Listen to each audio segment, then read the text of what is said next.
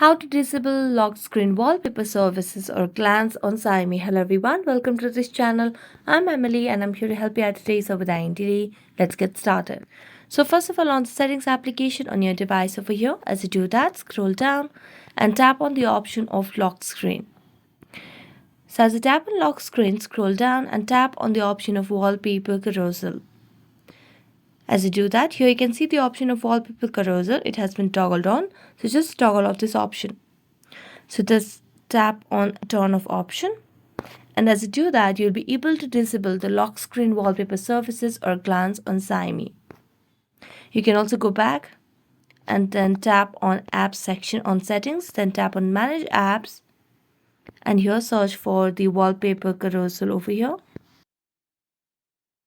And search for the application. And then tap on it,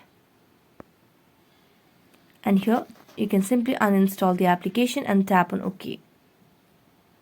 And this way you can disable lock screen wallpaper services on Xiaomi. So thank you so much for watching this video. See you next time.